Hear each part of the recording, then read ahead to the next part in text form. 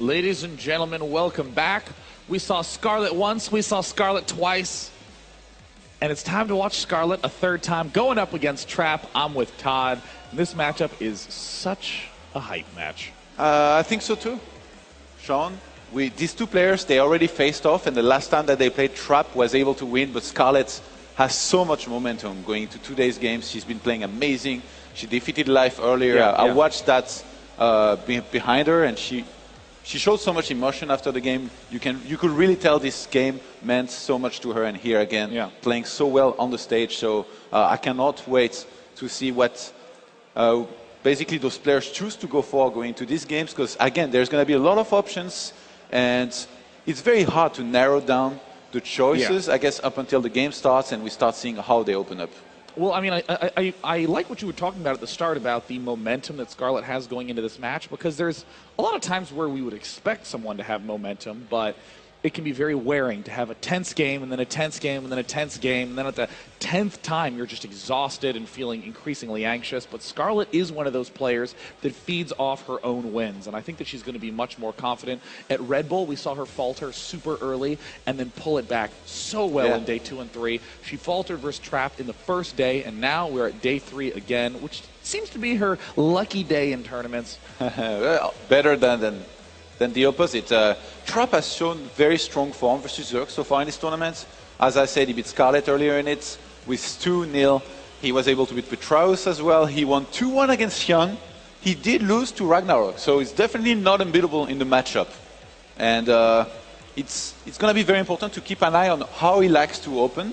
And if he opens very aggressively, which is what I expect out of him, and what he's been doing in basically any matchup, I feel like at times he gets overly aggressive for his own bad in this case, because it's not always gone well when he has done that. And if he overextends against somebody as good as Scarlett, if he reads the situation well, and considering I saw a game with her playing Protoss earlier, I guess he can read the matchup pretty well.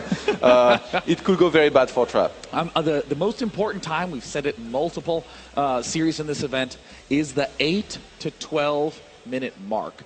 That is the time where there's a lot of Protoss all-ins that get kicked into gear. That's the time when the Zerg needs to see what is up and make the big decision. Do I tech? Do I drone? Do I attack? Those decisions, if you choose the wrong one, you're doomed. You can lose right then and there. And I think that Trap does a great job of feigning those attacks. Moves forward and pulls back, and I think Scarlett's going to have to be very, very careful about not overreacting.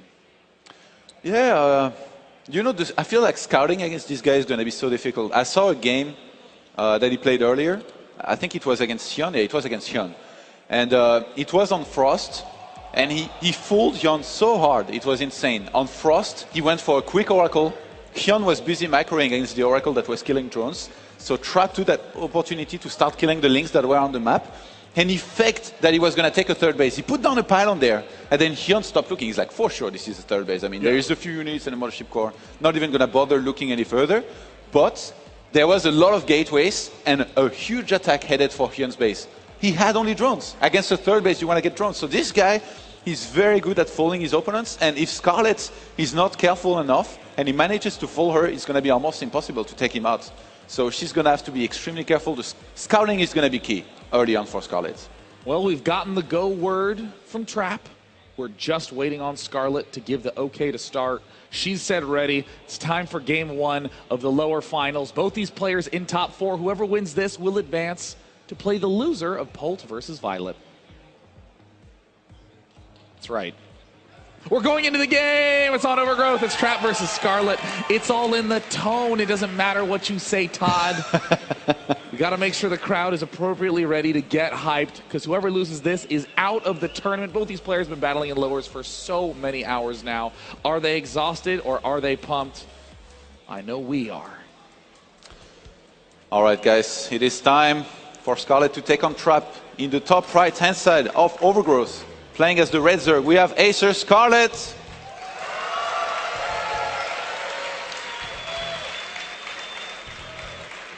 And in the bottom left, the only Kespa Pro remaining from Incredible Miracle. It is Trap! The last Protoss standing. Well, technically, Scarlett can also count as Protoss. Trap going for Pylon in main. Scarlett just going to be doing her usual droning up early. You know, I want to ask you, we often see the Forge at the expansion first. We see Nexus first builds most of the time. Trap has been going Nexus and then Gateway almost every single game. What are your thoughts on that build, since that's a little bit of a newer trend? It's one of the best builds out there. It's actually the build that I use the most personally, so I know a lot about it, and it's very, very strong, but in this case, he goes for a Gateway first, which, I mean, Trap has been mixing it up beautifully so far in these tournaments. You see him open with everything. Sometimes a standard Forge with, I guess, a Nexus and macro more than a Cannon Rush, sometimes Cannon Rush, sometimes Gate first, sometimes Nexus first. He can do literally anything, and that's what makes him dangerous. But on the other hand, you have a Scarlett that's used about every single unit composition you could go for in the game so far as well, and that makes this matchup so interesting. Anything could literally happen. We could see crazy transitions, and I do think that Trap is going to want to be the aggressor even more so before than Scarlett is. Now, on this map, the last time they played, Scarlett did that juicy expand to the gold and Spinecrawler push the natural, and Trap was able to pull a win because he had that sneaky probe out on the map. And did you just say juicy? Oh, of course, man. You've been casting a lot with Roddy, I can tell. Yeah, man, dude, casting with Roddy's the best. So you were going to say with the gold base? Yeah, the gold base, the Spinecrawler push to get in there, a very juicy play. Pushing to the front, but Trap was able to thwart it because he was so good at hiding the probe and did the Pylon counterattack. And I honestly feel like that's going to be Trap's secret to success. If Scarlett spots the probes and makes sure there's no counter Pylons, I think she's going to win this series. Is he not going to cancel the Zealots? No, he's not. He hadn't sent a probe to his natural to throw down an expansion there. So this is what I was talking about. Trap loves to be aggressive, even if it's just with one Zealot. Almost no players will ever do that. Maybe guys like MC, but usually more so with Stalkers than just Zealots. That one Zealot, its goal is basically going to be to try and force as many units out as possible from Scarlett, and possibly to snipe 1 or 2 drones here and there if he can. Because right now, it's not been spotted at all. The Overlord was out of position, and there's nothing to see it coming. Yeah. Well, it looks like the headphones are back on. Trap was actually playing with no headphones, but fortunately, I don't think he can hear us too well, but just in case. Sorry. Looks like players are ready. I'm counting back. We're heading into the game. You're such a good commissioner, Day9, as well as a great caster. Oh, thank you. Commissioner 9. That is my new aspiration, to commission. At this point in time, Mothership Core coming out. Nothing too out of the blue. Trap. Ooh, she's sending 2 drones to the third base. Mistake? Huh. Has to be a mistake. Yeah, it was like double hatch, double micro hatch. She's going to take the hatch and the gas geyser and start mining gas right away. Scarlett has gotten herself a very nice timing on the third, picks up the probe. Still no gas for Trap, and this is interesting. We're seeing him chrono boost on the cybernetics core, and Roddy's been talking about the Stalker pushes all weekend long. It's all he's been talking about for these last few weeks, actually. We might see that. As I was saying earlier, Trap loves to be extremely aggressive. He's getting a Stalker here. He's going to follow that up with a Sentry. That means he's going to want to keep that Sentry in his wall. By the way, I was very surprised that Zealot turned around and came back and defended against the Lynx, because he was getting Mothership Core anyway. So the first Zealot turned around, went back to Trap's base, and then realized he was going to be useless anyway against the Lynx. He was never going to hit them. So he came back across the map, and he's now attacking the third hatchery. That's going to be the base he wants to snipe. And Scarlett, she's really familiar with this kind of rushes, but she thinks that they are so strong, apparently, that she even plays Protoss herself and uses them. So now, are we going to see the right counter here out of her against this? I feel like we're already seeing an uncharacteristic mistake from Trap. He was so late on his Pylon. I mean, I think he was maybe 30 seconds late, 20 seconds late, quite a while.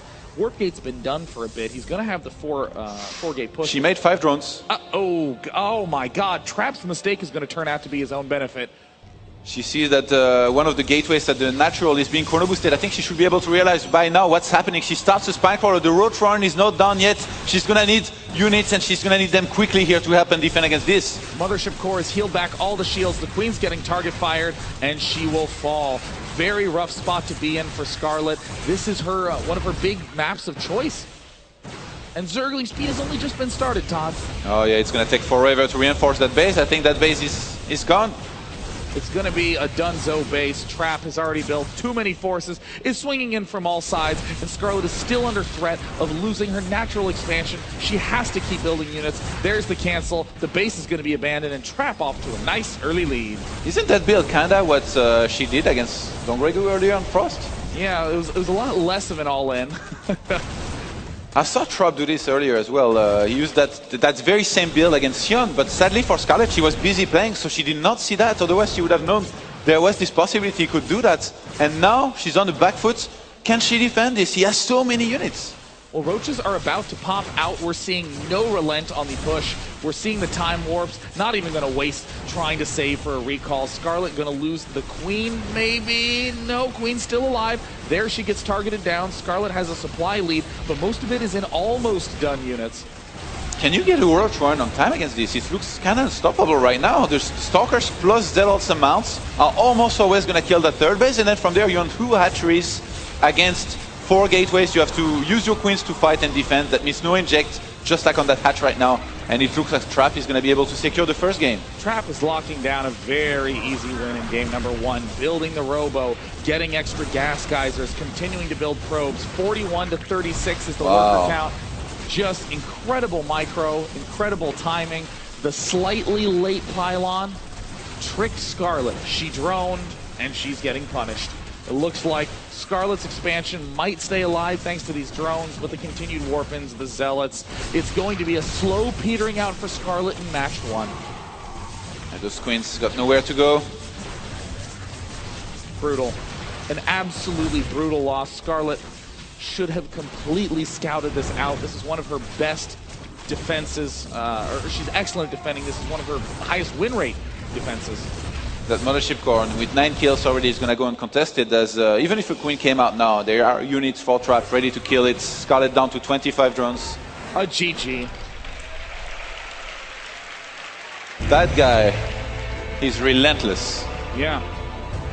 He's consistently attacking, never slowing down, never ever, literally never ever slowing down. I've never seen a guy play this aggressive, and I've seen a lot of guys being super aggressive, but he never backs down. He picks a build, he goes for it, and usually, even from very early on in the game, he's already attacking, already getting into his opponent's face.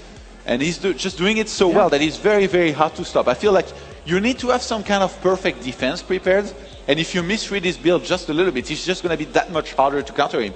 Now the gateway, the first gateway that he added on, after the initial one, was in his main, and Scarlett didn't spot that, so I feel like that really helped. She probably thought it was the 3 gateways when she saw the double additional gateway in the wall. Maybe an expansion, something like that. Certainly not the all-in. And in response, Scarlett has chosen one of the largest maps ever. Alterzim Stronghold will be our map in Game 2. When we return, Scarlett once again on the ropes. Can she pull her 3rd straight comeback of the day, or will her run be finished? We'll find out when we come back.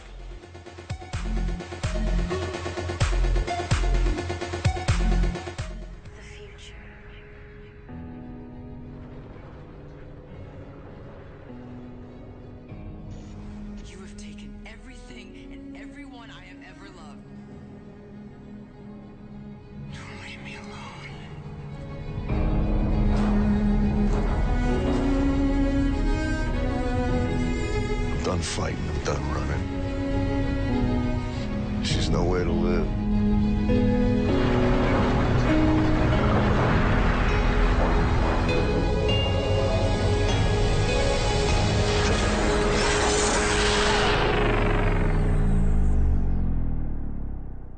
We have to end this war.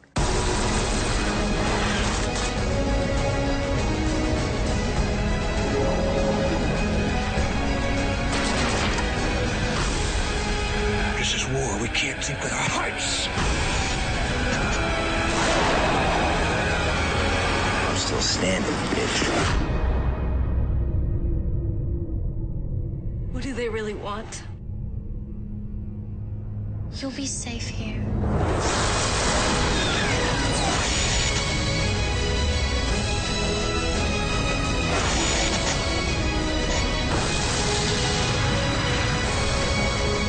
It's genocide! This is extinction! They cannot erase us.